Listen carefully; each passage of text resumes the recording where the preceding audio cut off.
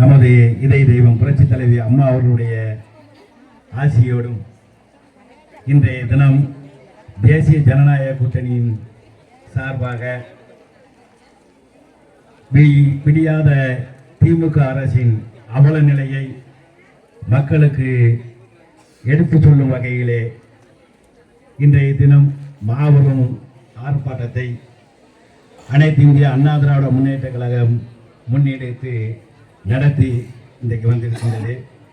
எங்களுடைய அம்மா மக்கள் முன்னேற்ற கழகத்தின் பொதுச் செயலாளர் மக்கள் செல்வர் அருமையண்ணன் டிடிவி தினகரன் அவர்கள் எங்களுக்கு இட்ட ஆணையின்படியே நாங்கள் இங்கே பெருந்திரளாக கலந்து கொண்டுள்ளோம். இன்றைக்கு தமிழகத்திலே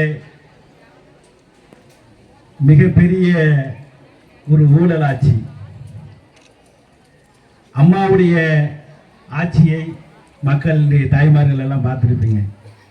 இன்றைக்கு என்ன நடந்து கொண்டிருக்கின்றது என்பதை நாங்கள் உங்களுக்கு நெடுநேரம் விளக்க வேண்டும், சொல்ல வேண்டும் என்பது அவசியமில்லை.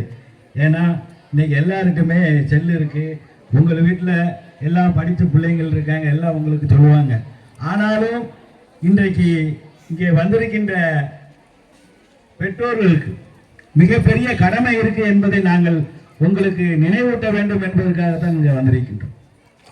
திமுக அரசு என்றாலே ஒரு ஊழல் அரசு, ஒரு வன்முறை அரசு, ஒரு பாலியல் கொடுமை அரசு. இப்படிதான் பேப்பரை பார்த்தீங்கன்னா தினசரி இதுதான். நீங்க கஞ்சா இல்லாத கிராமங்களே இல்லை அப்படிங்கிற ஒரு நிலைமை வந்துட்டு அதெல்லாம் கட்டுப்படுத்த முடியாத முதல்வர் பொம்மை முதல்வர் ஸ்டாலின். அதே மாதிரி பார்த்தீங்கன்னா இன்னைக்கு சாராயம் வீட்டுக்கு வீடு இளைஞர்களை, மாணவர்களை, இளைஞர்களையும் போதைக்கு அடிமையாகக்கூடிய அரசு இன்றைக்கு திமுக அரசு. நம்மளுடைய இந்த தொகுதியிலே மக்கள் வாக்குகளை ஏமாற்றி வாக்குறுதிகளை கொடுத்து சென்ற வெற்றி பெற்ற பாராளுமன்ற உறுப்பினர் திருமதி கனிமொழி கருணாநிதி அவர்கள் கடந்த காலங்களிலே அம்மா ஆட்சி நடைபெறும் போது இளம் விதவைகள் பெருகிவிட்டது என்று சொன்னார்கள். இன்றைக்கு சாராய ஆலைகளை நடத்துபவர்கள் யார் என்பதை மக்களுக்கு தெரியும். இன்றைக்கு இளம் விதவைகள் குறைந்து விட்டார்களா? அதற்கு நீங்கள் என்ன நடவடிக்கை எடுத்தீர்கள்? அதே மாதிரி பார்த்தீங்கன்னா மத்திய அரசு நிறைய திட்டங்களை இன்றைக்கு கொடுக்கும். ஆனா அந்த திட்டங்களை எல்லாம் எதையுமே மறைத்து நடித்து கொண்டிருக்கின்றார்கள். 100 நாள் வேலை எங்கேயாவது ஒழுங்கு நடைபெறுகின்றதா? மக்களை எல்லாம் ஏமாற்றுகிறார்கள். தாய்மார்களுக்கு நீங்கள் தான் பயப்படையாகும். நமதுடைய வருங்காலங்களே தேசிய ஜனநாயக கூட்டணி எடப்பாடி அவர்கள் தலைமையிலே அமையும் போது இன்றைக்கு நிறைய வாக்குறுதியை தந்துள்ளார். ஆண்களுக்கும் இலவச பஸ் பாஸ் என்பதை தெரியப்படுத்தியிருக்கின்றார். இன்றைக்கு அவசர கோலத்திலே ஸ்டாலின் அவர்கள் ஒரு 5000 ரூபாயை இன்னைக்கு ஏற்றி விட்டுருக்காங்க. பயத்தை பார்த்தீங்கன்னா எப்படி வீட்டுக்கு போறோம், நம்ம எப்படி கஜனாவை காலி பண்ணிட்டு போயிடுவோம் அப்படிங்கிறது.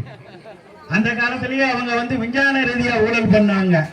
அதனால அந்த ஊழலுக்கு பெயர் பெற்ற வச்சு இப்ப எப்படியாட்டும் ஒரு அதை அடிச்சுட்டு 5 மாதத்துக்கு சேர்த்து ஏற்றி விட்டுட்டு போயிடணும், நம்ம வரப்போறது இல்லைங்கிறது தெரிஞ்சு போச்சு.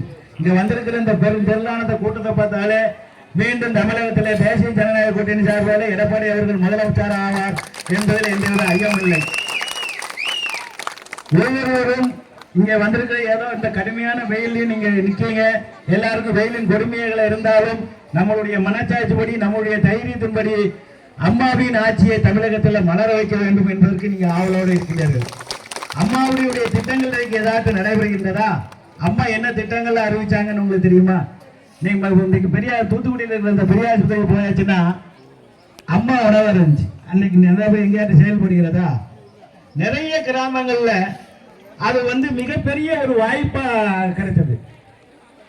சென்னையிலனாலும் சரி, எங்கனாலும் சரி, நிறைய டவுன்ல இருக்கிறவங்க எல்லாம் டவுன்ல பெரிய வசதி படைத்தவர்கள் தான் இருப்பாங்கிறது இல்லை.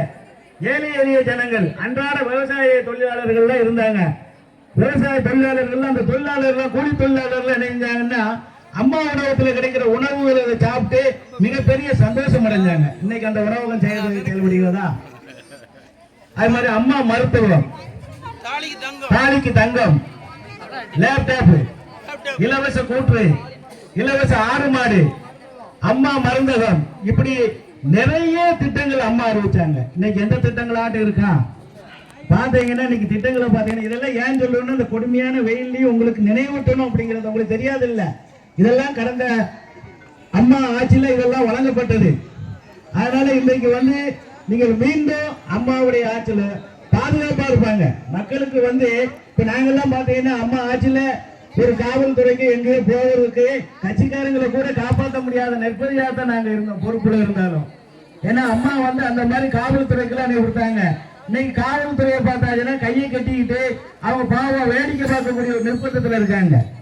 ஹோட்டல்ல போய் சாப்பிட்டாச்சுன்னா சாப்பிட்டதுக்கு துட்டு கொடுக்காம சண்டை போட்டுக்கிட்டு இருக்கான்.